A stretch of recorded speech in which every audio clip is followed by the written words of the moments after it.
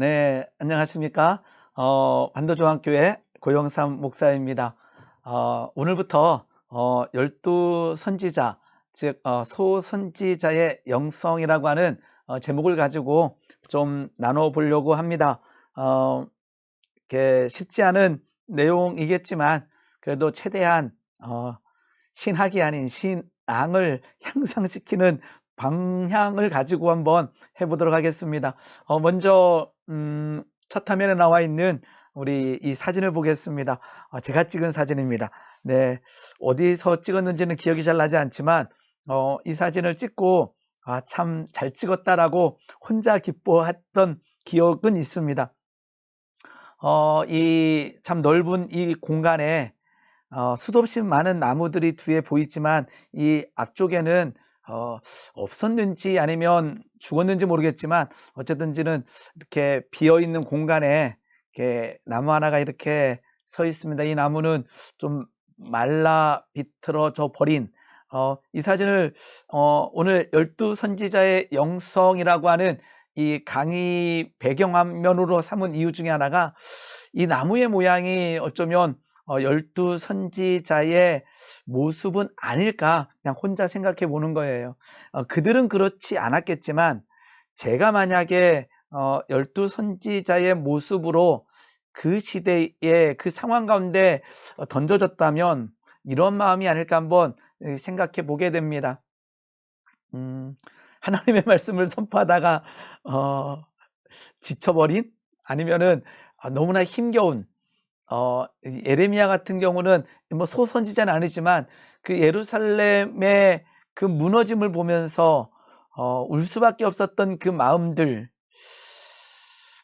열두 선지자들도 뭐 그 줌에 이렇게 퍼져 있지만 만만치 않은 시대, 만만치 않은 상황 속에서 하나님의 말씀을 전한다라고 하는 것이 그냥 기쁨과 감사만은 아니었을 거라는 생각이 듭니다. 요즘 시대도 마찬가지죠. 회개의 말씀을 선포한다는 그 자체가 실은 즐거운 일만은 아닌 듯합니다.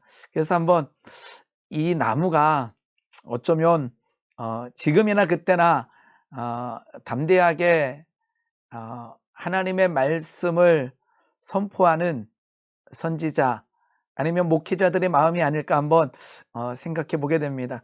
이 모습들이 이 뒤에 있는 이 푸르른 숲의 모양으로 변화되어지기를 그렇게 되기를. 그다음에 너무나 날씨가 좋은데요. 이러한 모습을 한번 이 강의를 통해서 소망을 품어보게 됩니다. 첫 번째 질문을 한번 던져봅니다. 회개의 말씀을 들을 때 우리는 그 설교 말씀을 통해서 뭐 축복이나 뭐 이런 말씀보다 어떨 때는 회개의 말씀이 선포될 때가 있는데 그러한 말씀을 들을 때 어떤 기분인가요? 라고 하는 질문을 던져보는 거예요. 우리 새해 말씀도 받잖아요. 우리가 보통 표현하기를 책망의 말씀 받았어 아니면 뭐 축복의 말씀 받았어 라고 하지만 실은 하나님의 말씀은 모두 복음이죠. 복된 소리. 그 말은 무엇이냐 그러면 회개의 말씀이든 아니면 위로의 말씀이든 아니면 축복의 말씀이든지 간에 지향하는 방향성은 다 동일하다라는 거죠. 즉 회개의 말씀을 들었을 때 실은 불편할 수는 있겠지만 그럼에도 불구하고 그 회개를 통해서 하나님께 나아간다면 그것이 바로 복된 말씀이 된다라는 거죠. 사도행전 보게 되면 이 말을 듣고 마음이 찔려라고 하는 문장이 나와 있는 두 곳이 있습니다. 첫 번째는 사도행전 2장 37절 말씀인데요. 베드로가 설교하는 내용입니다. 베드로가 마가의 다락방에서 성령의 충만함을 입은 이후에 담대하게 말씀을 선포하게 되죠.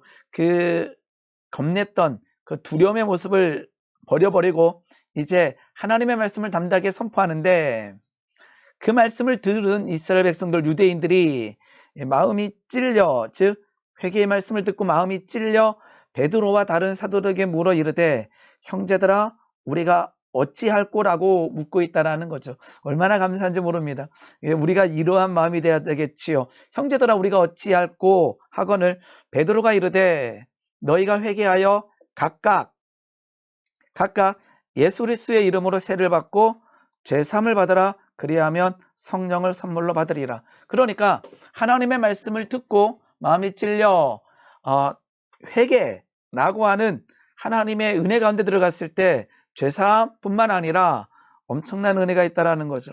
성령을 선물로 받으리니, 즉 마음이 찔렸을 때 우리가 분노할 수 있고, 우리가 왜 나한테는 그런 말씀만 주시느냐, 왜 우리 목사님은 왜 회개만 선포하냐라고 하는 것이 아니라, 그 마음이 찔렸을 때 회개를 통한 죄사함 그리고 성령을 선물로 받는 은혜가 있기를 소망해 봅니다. 사도행전 7장을 보게 되면 스데반 집사의 순교하는 장면이 들어 있는데요. 이 말을 듣고, 그들이 이 말을 듣고, 여전히 유대인들이겠죠. 여기는 사도 바울도 있었습니다. 그들이 이 말, 스데반의 설교를 듣고 마음이 찔려, 이렇게 되어 있습니다. 똑같은 문장인데 마음이 찔려 그를 향하여 이를 갈거늘, 이렇게 되어 있습니다. 그를 향하여 이를 갈거늘, 그리고는 59절에 그들이 돌로 스데반을 치니, 이렇게 되어 있습니다. 우리는 회개의 말씀 가운데 어떻게 반응하고 있는지요? 베드로의 설교를 통해서 회개와 제사함 그리고 성령의 선물을 받는 그 은혜, 어떤 사람들은 마음이 찔려 돌을 드는 그러한 상황들, 요즘의 시대는요, 당연히 우리는 1번이어야 됩니다. 그런데 어쩌다 보면 우리가 회개의 선포를 듣고 이렇게 마음이 찔려 그를 향하여 이를 갈고 있지는 않은지 한번 돌아볼 수 있기를 바랍니다. 수도 없이 많은 선지자들이 회개의 말씀을 선포했지만 회개와 제사함과 성령의 선물이 아닌 마음이 찔려 이를 갈아버리는, 분노하는, 화내는 이러한 일들이 성경 곳곳에 기록되어 있다라는 거지요. 자, 지금 우리가 소선지서를 배우겠는데요. 그 이스라엘의 역사를 보게 되면 이렇게 남과 북이 이제 북이스라엘과 이제 남유다가 이렇게 분열하는 시대에 오게 되지요. 분열 시대에 오기 전에 3명의 왕이 있는데 우리가 잘 알듯이 사울왕, 다윗왕, 솔로몬 왕입니다. 그 이후에 이제 르호보암과 여로보암을 필두로 해서 북이스라엘과 남유다로 분열되게 됩니다. 분열된 이후에 특히나 북쪽에서 일어난 일들 중에 하나가 단과 베델에 제단을 설치하게 됩니다. 이것은 뭐냐면 예루살렘으로 가지 못하게 했던 여로보암의 의도가 들어있는 거죠. 사람들이 제사하러 예루살렘에 갔다가 이렇게 마음을 다 빼앗길까 봐 남쪽 베델과 북쪽, 북쪽 끝에 단이라고 하는 곳에 제단을 설치하게 됩니다. 베델은 많이 들어봤을 거고요. 우리 단이라고 하는 지역은 재작년이죠. 네, 재작년에 우리 이스라엘 갔을 때에 굉장히 아름다운 곳이었습니다. 야, 이스라엘에 이렇게 나무들이 푸르르고 그 다음에 물이 있고 이곳에 이 우상을 섬기는 제단을 여로보암이 만들게 되죠. 역대하 11장 14절 보게 되면 레위 사람들이 자기들의 마을과 산업을 떠나 이제 유다와 예루살렘에 이르렀으니, 이 말은 뭐냐면 아까처럼 이 여로보암이 이 북이스라엘에서 좀 맘대로 했죠. 맘대로 하다 보니까 레위 사람들이 그쪽에서 배분받았던 땅들을, 마을들과 산업을 떠나 이제 남쪽으로 가버리게 됩니다. 유다와 예루살렘으로 가게 되는데, 이러한 이유는 예루살렘과 그의 아들들이 그들을 이제 레위 직분을 감당하지 못하게 해임하여, 그리고는 제사장의 직분을 감당하지 못하게 해임해버렸다라는 거죠. 자, 이 무너짐, 이 북이스라엘의 무너짐의 출발은 여기에 있다라는 거죠. 여로보암의 길. 실은 충격적이죠. 무너질 때 여러 가지 무너짐이 있지만 가장 커다란 무너짐은 예배의 무너짐이죠. 예배의 무너짐이라고 하는 것은 무엇이냐 그러면 예배를 섬기는 자들, 특히나 제사장과 레위들이 무너진다라는 거예요. 그들이 도망간다라는 것은 문제가 발생했다라는 거죠.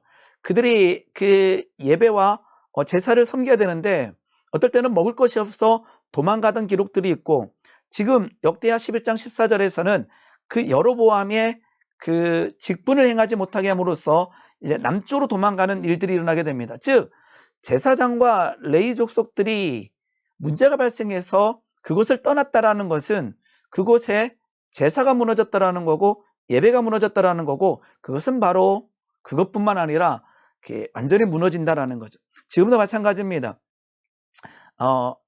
교회가 무너졌다라는 것은 그 교회를 섬기는 자들, 특히나 목회자들이 무너진다라는 거고요.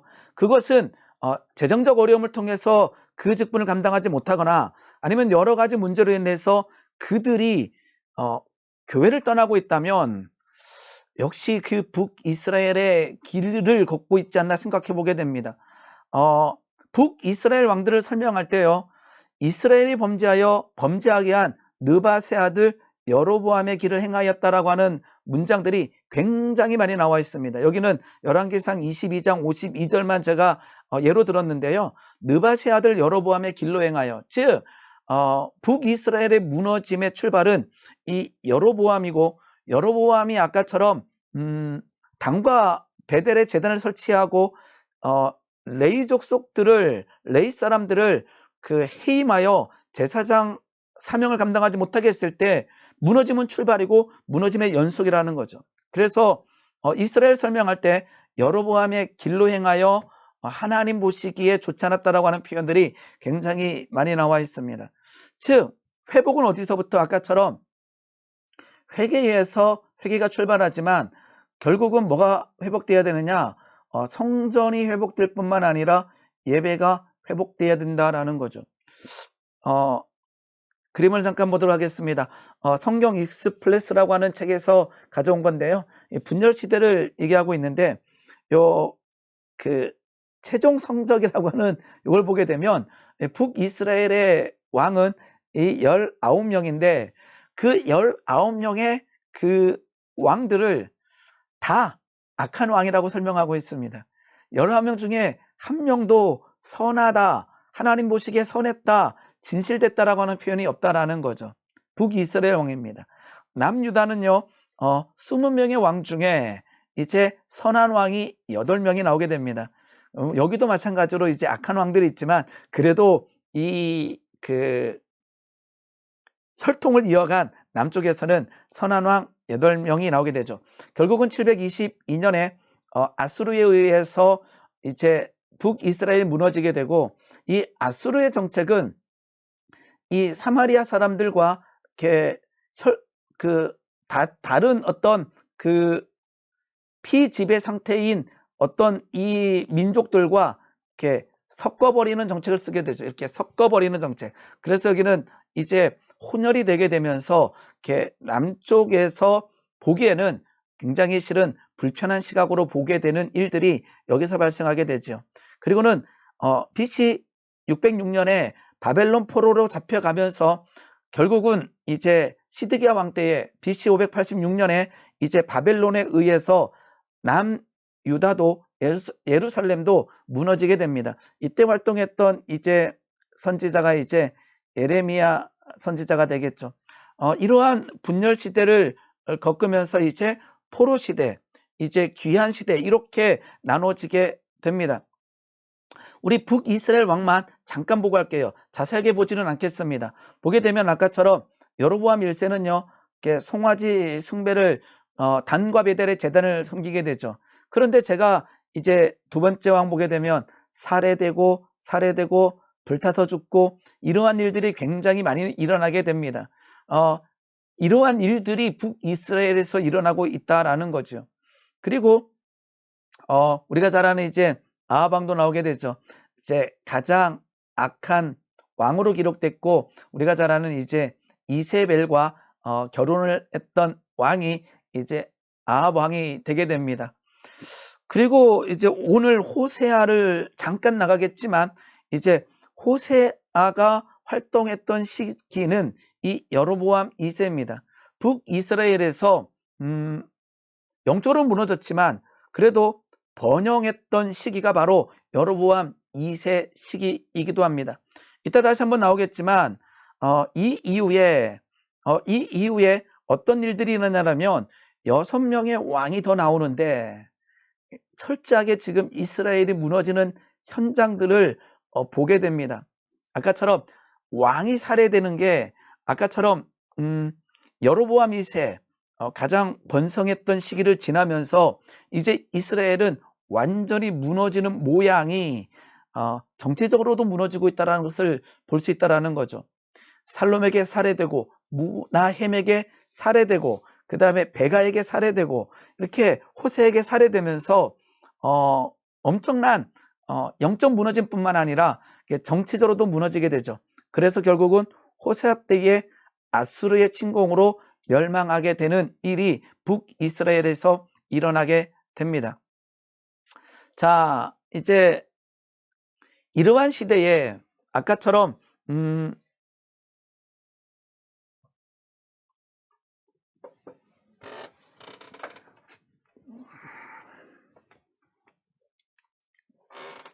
네, 아까처럼 혼돈의 시기에 하나님께서는 그들을 사랑하셔서 누를 보내느냐? 선지자를 보내게 되죠. 하나님이 계시고 우리 인간이 있다면 선지자적 사명은 하나님의 말씀을 인간에게 선포하는 거고요. 제사장적 사명은 인간의 마음을 하나님께 아뢰는 사명을 감당하게 되죠. 그래서 선지자적 사명은요, 실은 만만한 사명이 아닌 거죠. 뜻도 선포하는 자, 알리는 자, 다른 사람 대신하여 말하는 자라고 하는 의미를 가지고 있습니다. 우리 그 소선지서는 12권이고요. 이제 대선지서와 소선지서로 나누게 되는데, 그것은 이제 분량에 따라서 그렇습니다. 이사야, 그 다음 에레미야, 에스겔, 다니엘, 그 다음에 우리가 이제 배우게 될 호세야, 요엘, 아모스, 오바다, 요나, 미가, 나훔, 하박국, 스바냐, 학개, 스가랴, 말라기, 이렇게 12권을 한번 봐보려고 합니다. 이것이 배치된 즉 대선지자와 소선지자를 구분한 것은 분량이지만요, 이 소선지자의 이 차례는요, 신학자들마다 의견이 분분합니다. 중요한 것은 시대수는 아니에요. 시대수는 우리가 이 뒤에 가게 되면 학개, 스게랴, 말라기는 뒤쪽이어서 시대수는 가겠지만 앞쪽에 보게 되면 시대수는 아니라는 거예요. 그래서 이 몇몇 학자들은요, 호세아와 말라기가 동일한 주제이고 요엘과 학개와 수가랴가 동일한 주제이면서 그러니까 이렇게 해석하기도 합니다. 요렇게요. 제가 펼쳐볼게요. 요렇게. 그 다음에 요나와 나움, 그 다음에 미가를 중심에 놓는 이러한 해석 방법도 있지만, 이거는 잠깐 넘어가고 이거는 신학적인 개념이기 때문에 중요한 것은 우리가 소선지자가 시대수는 아니다라고 하는 거예요. 그 다음에 선지자들의 활동은 아까처럼 그 포로기 이전, 그 다음에 포로 상태, 이제 에스겔과 다니엘이 포로기 시대에 활동했던 선지자가 되겠죠. 그 다음에 포로기 이후에는 이제 학개와 스가랴, 말라기가 나오게 됩니다. 나머지는 전부 포로기 이전에 활동했던 선지자들입니다. 자, 여기 보게 되면 아까처럼 시대순이 아니라는 것은 이제 보면 여기는 분열왕국 시대 이렇게 될 때 아까처럼 남과 북으로 나뉘었을 때고요. 요 밑에 있는 활동한 그 선지자들은 이제 북쪽이 망하고 이제 남유다만 남아있을 때에 활동했던 선지자들입니다. 그리고 아까 바벨론 포로 시기는 다니엘과 에스겔이 되고요. 예레미야가는 아까 이 멸망한 시점에서 이렇게 눈물 흘리는 내용이 들어있는 거죠. 그 다음에 학개, 스가랴, 말라기는 이제 바벨론 포로 이후가 되겠습니다. 학개, 스가랴에는 이제 성전이 재건될 때에 그들에게 선포되어지는 말씀들이 기록되어 있다라는 거죠. 대부분 이제 남유다에서 활동했을 뿐만 아니라, 그런데 우리 그 이방 나라에 대해서 선포했던 선지자들도 있습니다. 아까 그 수미상관법이라 그러는데요. 아까처럼 미가를 중심으로 놓고 봤을 때 이제 요나와 나움이 나오잖아요. 여기 보게 되면 요나와 나움을 보게 되면 이 아수르가 있잖아요. 그래서 그렇게 놓는 학자들이 생기게 된 거죠. 어쨌든지 간에 아수르에 대해서, 이방 나라에 대해서 선포했던 선지자 오바다와 요나와 나움이 있고, 이제 남쪽과 북쪽이 있는데, 이제 북쪽에서 활동했던 선지자는 호세아와 아모스가 나옵니다. 아모스는 실은 출생지가 남쪽이에요. 남유다가 되는 거예요. 남유다 출신인데 북쪽에 가서 선포했고요. 호세아는 북쪽에서 출생해서 북쪽에서 선포했던 유일한 선지자가 바로 호세아 선지자가 되겠습니다. 네. 그 다음에 아까처럼 여기는 이제 분열시대 때 이제 요나가 이제 니느웨 성 아수리에 가서 선포하게 되고요. 이제 호세아와 아모스가 북이스라엘에서 활동했던 이제 선지자가 되고, 이제 요엘, 미가, 이건 이사야는 대선자 되겠고요. 오바다는 이제 에돔에서 선포했던 선지자 됩니다. 그리고는 이제 그 포로 시대가 되는 거죠. 이제 그때 당시에 이쪽에서는 아짝 포로될 때쯤에 스바냐, 하박국, 예레미야가 나오게 되는 거고요.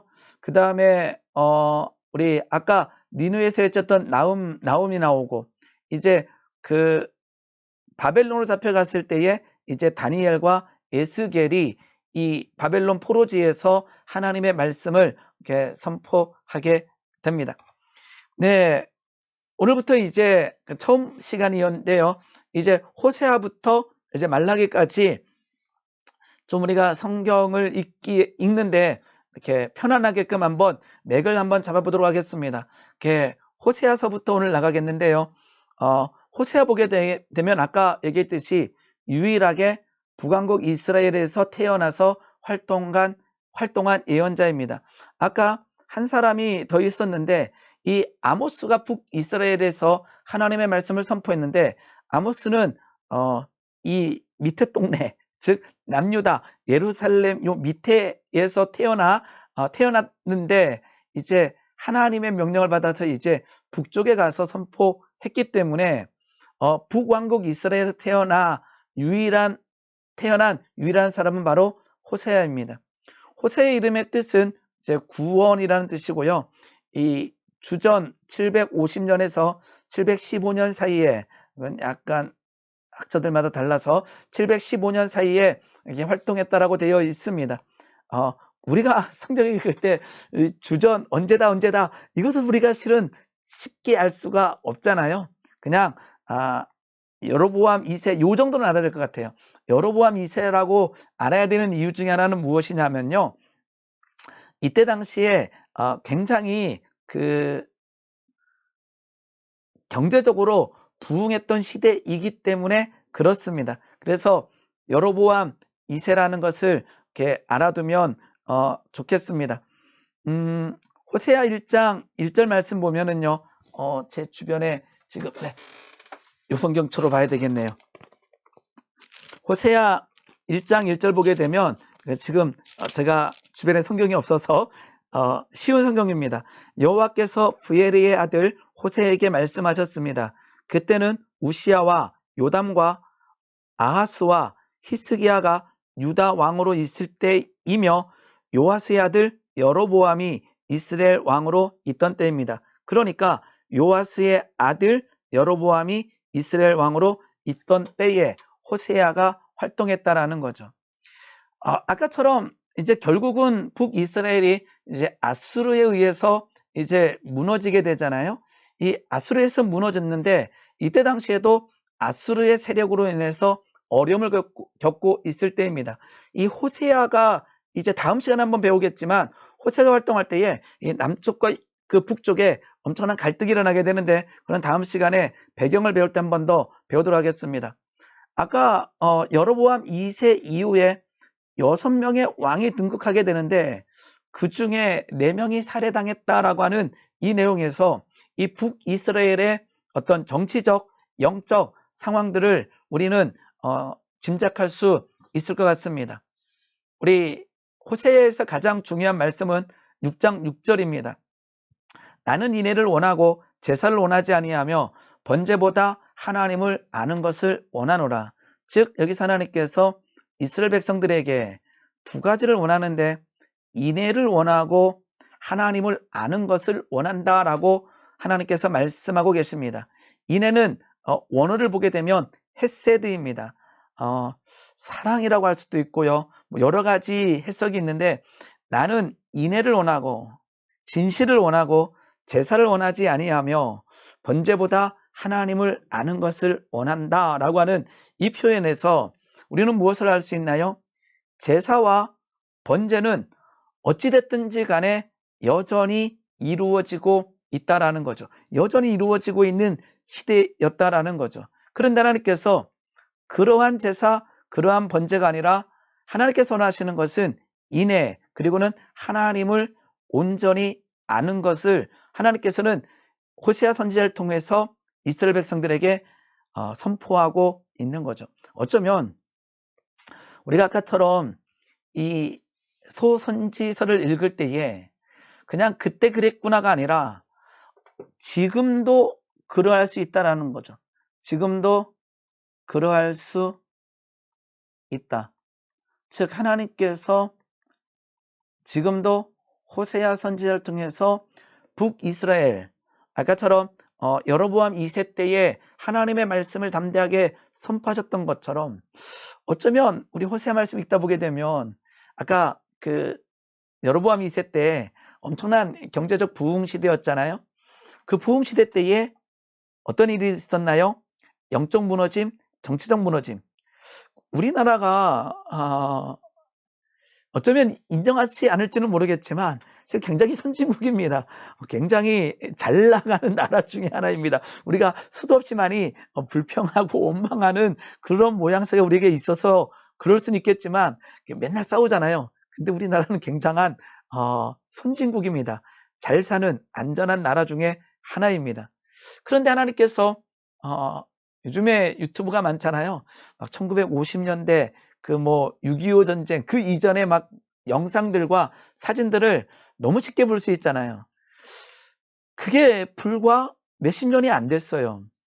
즉 우리 그 부모님 세대, 우리 할아버지 할머니 세대는 힘들었다라는 거죠. 근데 하나님께서 이 땅에 복음이 들어오고 이 땅에 엎드림이 있었고 정말로 눈물 나는 그 예배와 기도와 그 모양새 중에서 그 과정 가운데 하나님께서 우리나라를 엄청난 경제적으로 여러 가지 모양으로 성장시켜 주셨어요. 근데 여전히 제사와 여전히 번제가 이루어지고 있지만 하나님께서 이스라엘 백성들에게 말씀하셨던 거죠. 이것은 북이스라엘 백성들에게 말씀하셨던 것처럼 나는 인애를 원하고 제사를 원하지 아니하며 번제보다 하나님을 아는 것을 원한다라고 하는 말씀을 우리에게도 하고 계시지 않을까 한번 생각해 보게 됩니다. 이사야 선지자는 이제 이렇게 말씀하십니다. 이사야 선지자는 이사야 1장 1절 보게 되면 하나님께서 이사야에게 유다와 예루살렘에 일어날 일을 보여주셨습니다. 이렇게 되어 있는데 굉장히 엄청난 말씀이 있죠. 11절입니다. 이사야 1장 11절. 여호와께서 말씀하신다. 나는 너희가 바친 이 모든 제물을 바라지 않는다. 이제는 너희의 순양 번제물과 살찐 짐승의 기름이 지겹다. 수 송아지와 양과 염소의 피도 반갑지 않다. 너희는 나를 만나러 오지만 누가 너희더러 이렇게 들락날락하며 내 마당만 밟으라고 했느냐. 실은 이사야 1장에서도 충격적인 말씀이 있죠. 마당만 밟는 자, 하나님께서 너희들이 드리는 번제물을 기뻐받지 않겠다라고 하는 충격적인 말씀이 실은 여기뿐만 아니라 여기저기 많이 기록되어 있다는 거죠. 굉장히 우리가 한번 치해야 되는, 한번 돌아봐야 되는, 내가 드리는 제사, 내가 드리는 번제가 어떠한가를 한번 돌아볼 수 있는 시간이 이 호세아 6장 6절을 통해서 나는 이를 원하고 제사를 원하지 아니하며 번제보다 하나님을 아는 것을 원한다라고 하는 이 말씀을 통해서 한번 살펴봤으면 좋겠습니다. 자, 호세아의 기록 목적은요, 아까처럼 죄에 대한 심판을 경고하고 있습니다. 그래서 받아들이기에 불편하고 선포하기에 불편하고 그렇잖아요. 죄에 대해서, 심판에 대해서 얘기한다라는 것은 쉬운 일이 아니에요. 그런데 우리 요한복음 보게 되면 성령이 오셨을 때 하는 것 중에 하나가 죄에 대하여, 의에 대하여, 심판에 대하여 말씀하십니다. 즉 성령이 오실 때 죄에 대해서 말씀하시고 죄에 대해서 깨닫게 하신다라는 거죠. 그러니까 우리는 하나님은 사랑의 하나님이십니다라고 하는 이 명제를 가지고 사랑합니다, 위로합니다, 이것만이 아니라 하나님은 공의의 하나님입니다. 즉 죄에 대해서 미워하시고 그 죄에 대해서는 심판하신다라고 하는 말씀이 실은 그때만 아니라 지금도 필요하다라는 거죠. 그런데 더 중요한 것은 무엇입니까?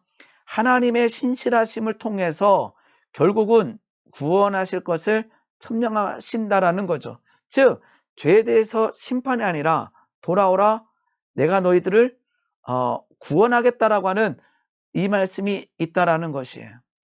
그리고는 아까처럼 결국은 심판을 면하고 구원을 얻기 위하여, 즉 심판을 면하고 구원을 얻기 위하여 삶 전체에서 아까 이내 헤세드를 행할 뿐만 아니라 동시에 하나님을 올바로 알아야 된다라는 것을 호세아 선지자는 북이스라엘 백성들에게 선포하고 있습니다.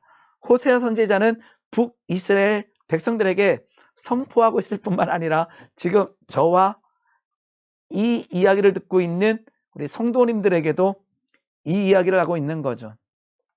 죄에 대한 하나님의 심판, 하나님의 신실하심으로 인한 구원하심, 그리고 그것을 위해서 삶에서 인애를 행하고 동시에 하나님을 올바로 아는 것, 즉 예배자의 삶이 온전히 나타나는 것, 즉 교회와 일상에서 분리된 삶이 아니라 일치된 삶을 살아가는 것, 하나님께서 우리에게 원하시고 계시다라는 거죠.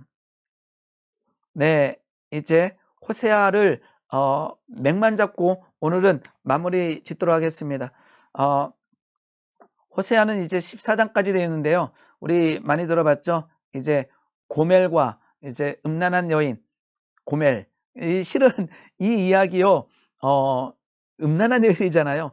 이게 우리나라에도 요즘에는 페미니즘이 많이 들어와 가지고 교회에도 크리스찬 페미니즘이 많이 있습니다. 그래서 호세아 1장을 읽을 때 막 이들은 막 흥분할 수가 있어요. 뭐냐 그러면 우리나라 한번 보시기 바랍니다. 우리나라의 어떤 과거, 현재는 조금 덜하지만 과거에 실은 문제를 일으키는 사람은 여자가 아니라 남자일 가능성이 크다라는 거죠.